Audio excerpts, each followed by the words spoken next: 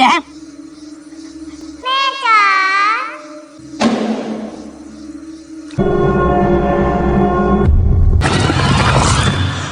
หนูไปก็ได้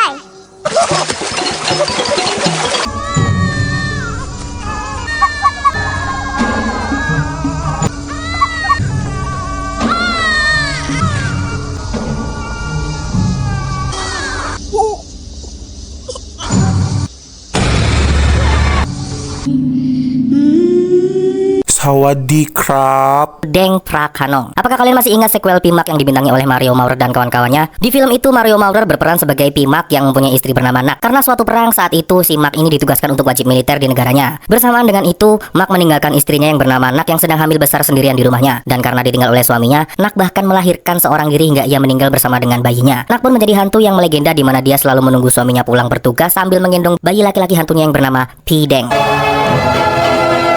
Nah, film ini akan menceritakan tentang Pideng, hantu kecil yang tumbuh menjadi anak yang normal seperti anak kecil lainnya. Nah, si Pideng ini diceritakan menjadi hantu yatim piatu yang baik dan penduduk desa juga selalu merawatnya dengan memberikan makanan kepada Pideng setiap hari. Mereka juga mengizinkan Pideng untuk bermain dengan anak-anak mereka di desa itu. Namun karena suatu peristiwa, si Pideng ini dituduh oleh penduduk desa bahwa dia kini menjadi hantu yang nakal karena selalu meneror dan telah membunuh seorang warga di desa itu. Pideng adalah hantu bajang yang tumbuh di suatu kawasan suatu desa yang bernama Prakanong yang terletak di pedalaman Thailand. Setelah ayah dan ibunya pergi dari desa itu, Deng kini tumbuh sendirian sebagai hantu kecil yang imut tapi kadang terlihat menyeramkan. Seperti pada hari ini, si Deng ini terlihat menakut-nakuti seorang nelayan yang sedang mencari ikan di dekat rumahnya. หนูไปก็ได้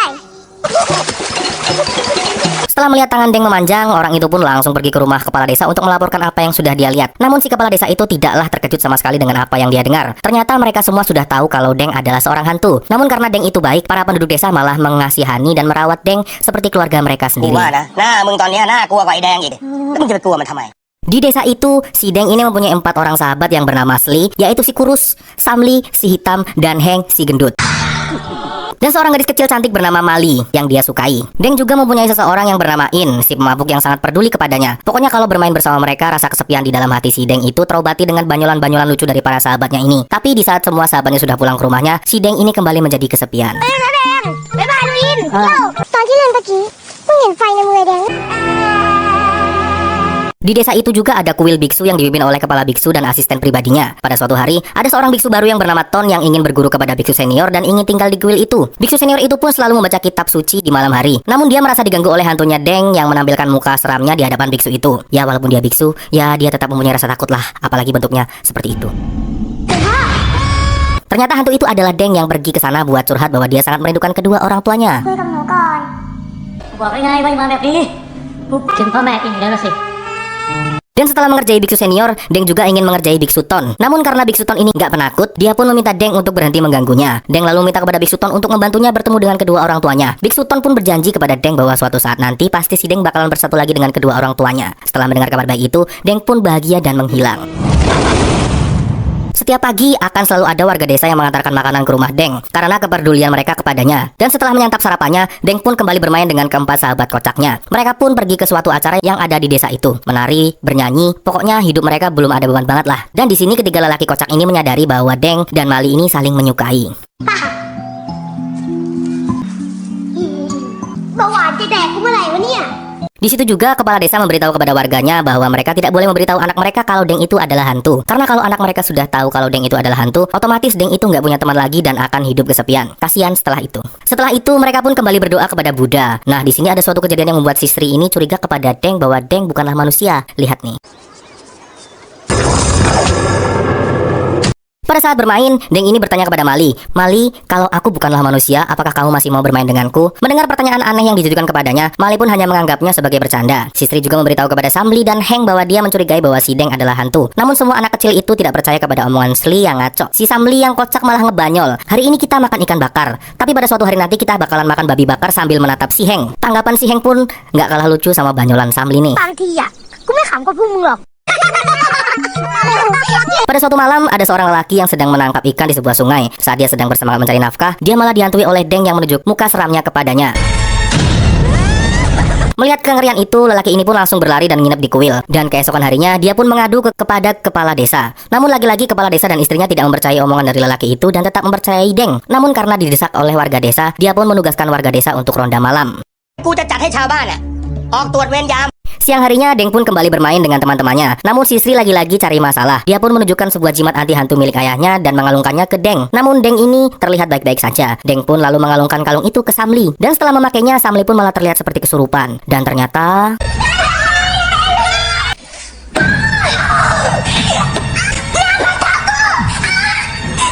malam pun kembali tiba. Hantu dari Deng yang terlihat menyeramkan kembali menghantui para warga desa yang sedang ronda dan mengerjai mereka hingga mereka bertengkar.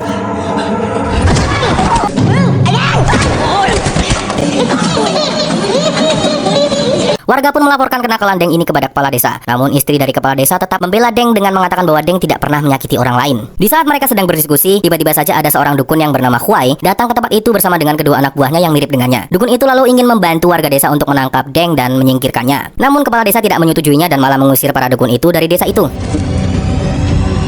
Deng dan kawan-kawannya pun kembali bermain. Seperti nggak kehabisan akal, Sri yang sangat penasaran dengan Deng pun kembali ingin membuktikan bahwa Deng bukanlah manusia dengan melihat melalui cermin. Di penglihatannya, Deng memanglah tidak ada dan tidak terlihat. Namun saat Sri ingin membuktikan kepada temannya, Deng menyihir mereka semua dengan membuat cermin itu terlihat bolong. Lagi-lagi usaha si Sri ini gagal total. ไม่มีได้ไงวะตากูฝัน Keesokan harinya, Deng dan bestinya pun kembali bermain. Sri yang masih penasaran tentang Deng pun kembali meminta sahabatnya untuk membuktikan mitos hantu dengan melihat melalui kedua kakinya. Mereka pun mencoba melihatnya, dan ternyata benar. Di penglihatan mereka, Deng itu terlihat sangat pucat sekali. Mereka pun sangat terkejut dan langsung memarahi Deng yang tidak jujur kepada mereka kalau dia adalah seorang hantu. Mereka bertiga pun meninggalkan Deng dan tidak mau lagi berteman dengannya. Otomatis hal itu membuat Deng menjadi sangat galau pada malam harinya. Paman In yang pemabuk pun berniat menghibur Deng yang terlihat bersedih. Namun Deng saat ini sedang tidak ingin diganggu dan ingin sendirian saja. ผีไล่นะไปดีกว่าไปกินที่อื่นสำรวจสักวันน่ะนะ Dan keesokan harinya, ketika anak-anak sedang bermain kuda-kudaan, Deng pun datang untuk bermain dengan mereka. Namun mereka mengusir Deng dengan mengatakan bahwa mereka hidup di dunia yang berbeda. Mereka lalu meninggalkan Deng sendirian. Tapi saat itu juga Mali datang untuk menemani Deng bermain. Benih-benih cinta pun tumbuh di antara Deng dan Mali.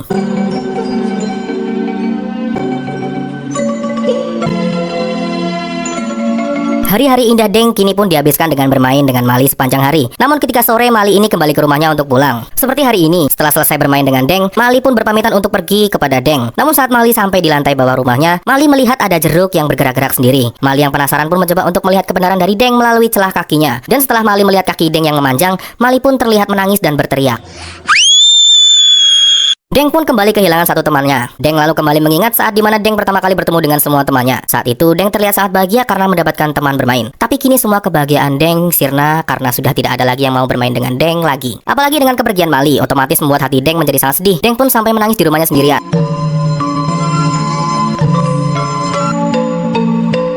Tapi ternyata nggak cuma Deng aja yang galau. Mali kini pun terlihat galau karena kehilangan seorang yang sudah masuk ke hatinya yang ternyata sudah berbeda alam dengannya. มะลิตัดใจเถอะว่า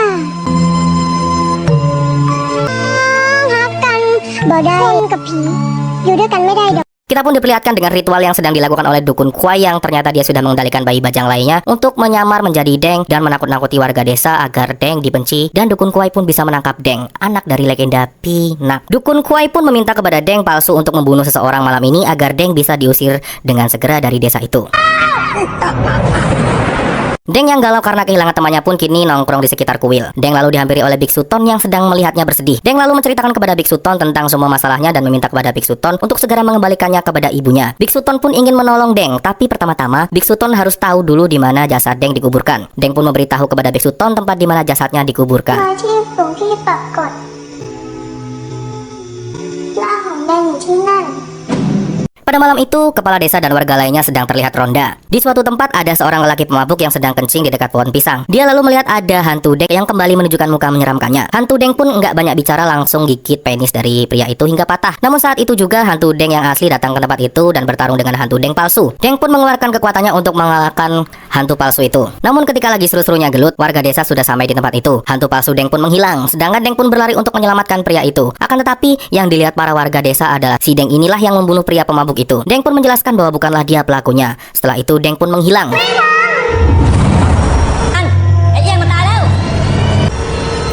Esok pun kembali tiba. Mali yang terlihat bersedih karena sudah kehilangan Deng pun dihibur oleh ibunya. Ibu dari Mali pun mengatakan bahwa dia tidak perlu takut sama Deng karena Deng itu adalah hantu yang baik seperti ibunya. Mendengar hal baik itu dari ibunya, Mali pun meminta izin untuk bertemu dengan Deng. Tentu saja ibunya mengizinkan Mali untuk menemui Deng. Ibunya lalu memberi nasihat kepada Mali bahwa dia nggak boleh takut. Tapi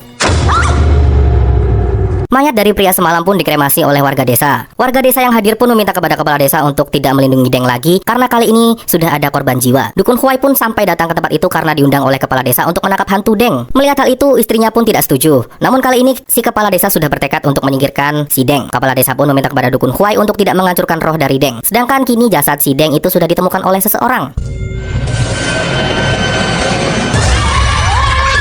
Mali yang melihat bahwa Deng akan ditangkap pun pergi menemui ketiga temannya. Mali pun melaporkan bahwa Deng kini hendak ditangkap, namun si Samli dan Sri tidak memperdulikannya. Mali pun mendorong mereka berdua dan mengatakan bahwa Deng adalah teman mereka. Mali pun pergi sendiri untuk menolong Deng. Tapi si Heng ini terketuk hatinya dengan perkataan dari Mali. Si Heng pun memarahi Samli dan juga Sri dengan menyebut bahwa mereka berdua hatinya sangat hitam, bahkan lebih hitam dari kulitnya Samli. Setelah mengatakan itu, si Heng pun ikut menyusul Mali untuk menolong Deng.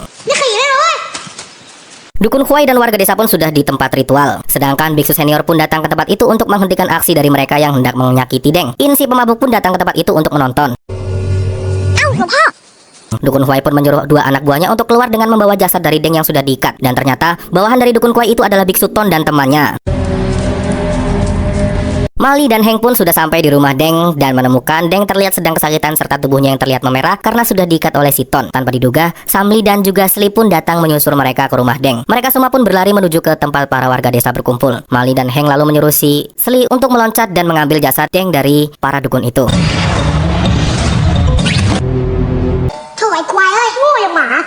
Dukun Huai pun saat ini hendak menyakiti jasad Deng dengan menusuknya. Tapi yang tertusuk ternyata adalah tangan dari si Ton. Secara tiba-tiba si Heng pun datang dari arah belakang dan menabrak Dukun Huai hingga membuat jasad dari Deng itu terjatuh. Mereka berempat pun kini menyerahkan jasad dari Deng kepada Mali untuk dibawa ke kuil.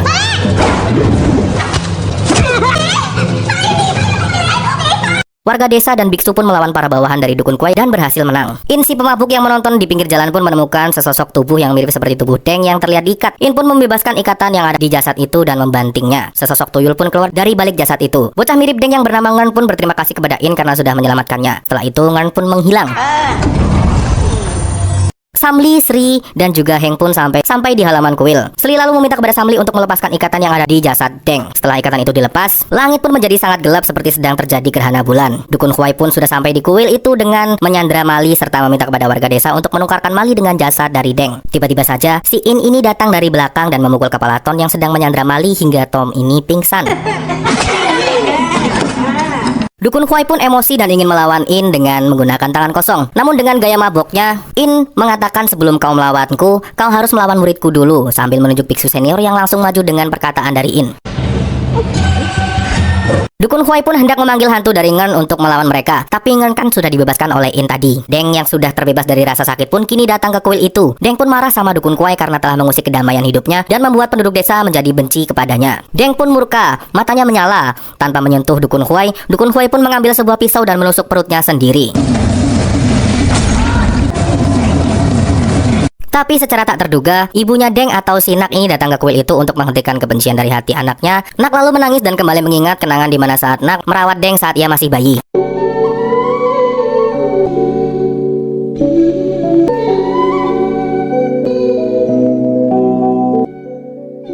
Deng lalu bertanya siapakah wanita itu. Kepala desa lalu menjawab bahwa itu adalah Nak, ibunya Deng. Mendengar hal itu, Deng pun terkejut dan berlari ke arah ibunya sambil menangis karena menahan rindu.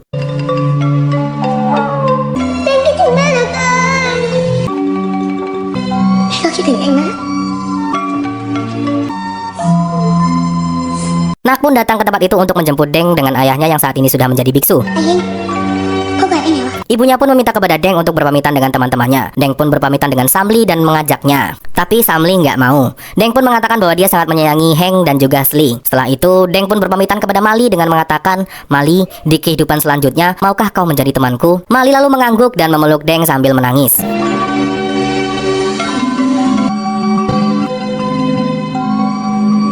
Setelah itu, Deng pun diajak pergi oleh ibu dan ayahnya diiringi dengan jasad Deng yang terlihat menghilang. Kini giliran dari ketiga sahabatnya itu yang menangis menyaksikan kepergian Deng. Mali pun menangis sambil mengingat kebersamaannya dengan Deng yang sangat menyenangkan dan indah.